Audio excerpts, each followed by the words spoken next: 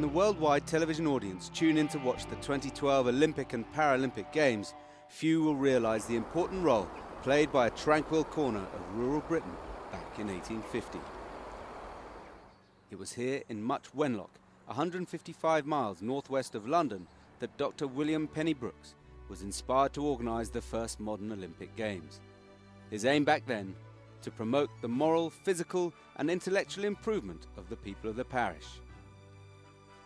By 1865, Brooks founded the National Olympian Association, and 20 years later he met Baron Pierre de Coubertin of France, a man who shared the doctor's ideals and who went on to organise an international Olympic Games in Athens.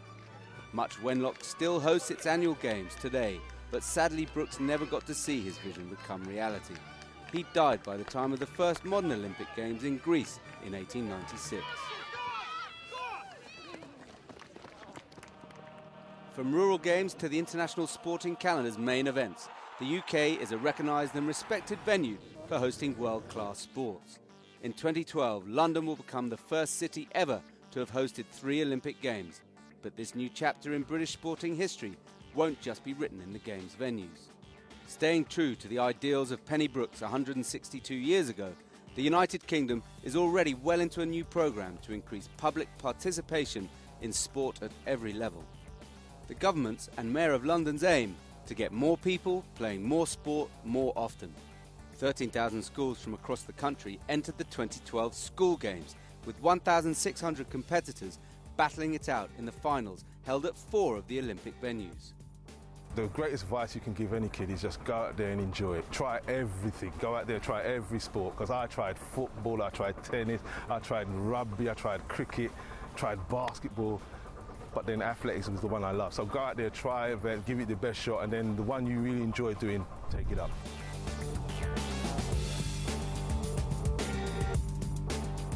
And these same venues will be used by local communities across Britain long after the Games are over. Every national sporting body is now focusing on 16 to 24-year-olds, with a strategy to invest over £1 billion in youth sport to make sport a habit for life among teenagers and young adults. London's Mayor has made increasing participation a priority for London and has invested significantly in new facilities, coaches and programmes to ensure that every Londoner can get involved.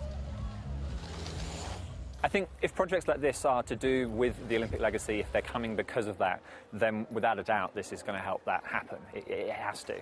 I've always been very pro-Olympics, and I was hoping that things like this would kind of happen, and they have, so I'm very pleased.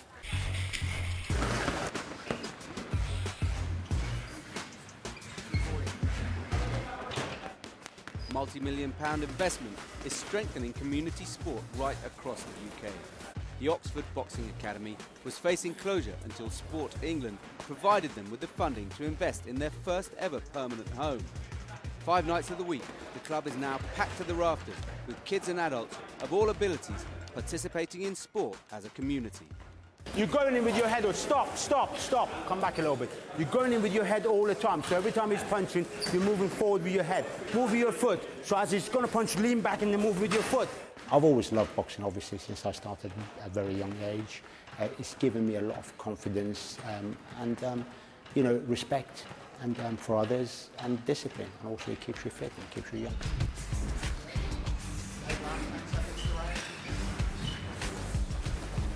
When I first came here, I didn't really know what I was doing with my life, and then I came here, it sort of disciplined me and sort of matured me as a person and made me realise that to sort of achieve high, you have to train hard and put the effort in. Keep it going, guys. Keep throwing them, that's good. Keep throwing them, nice and long. It gives you loads of confidence, just in general, it gets you in absolutely great shape. It's probably the best all-body round workout you can get. You know, Baz is always telling us that that's the best thing you could possibly do for everything. Percy Lewis, born in Trinidad, fought for the Royal Air Force in World War II and then boxed in the 1952 Olympic Games in Helsinki. He now coaches at the academy. This boxing's been with me. Boxing's given me everything I've got, you know, so I want to help out of it.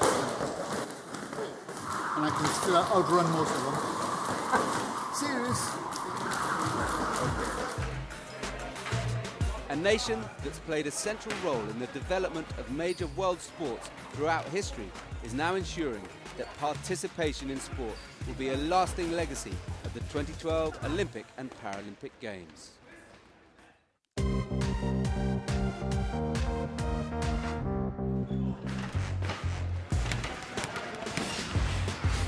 The attendance numbers at the Oxford Boxing Academy are proof that kids in this community look up to head coach Faz Kayani and are aware of what he and participating in a sport like boxing can give them. Okay, take your cross, put one arm out, catch you above the elbow, put it all the way across. Well, first of all, boxing mimics life. You know, you have so many problems in life. You get knocked back, you get knocked down. In boxing, you know, you get up and you go again.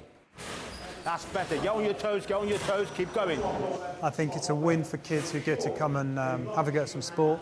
But also they get to understand, particularly in boxing, some of the kind of core values kind of associated with that. That's it. That's better, Tyrese.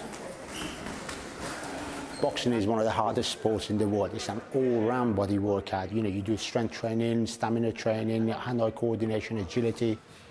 We've never had anything like this in the local community before, and it is, you know, for ladies, for men, for young boys and girls.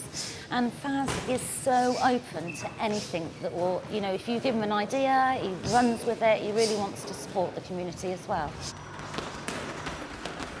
Shadow boxing is the rehearsal for the real thing. So I'm going to have my elbows tucked in, I'm going to look at my target, make sure that I'm watching my target as I'm throwing my punches. Until my dying day, I'm going to be hanging around here. You saw Percy Lewis, he's 83 years old. You know, he still comes here, spends time with the young people, and he keeps him young. And I'm hoping when I'm his age, I can still be coming here training.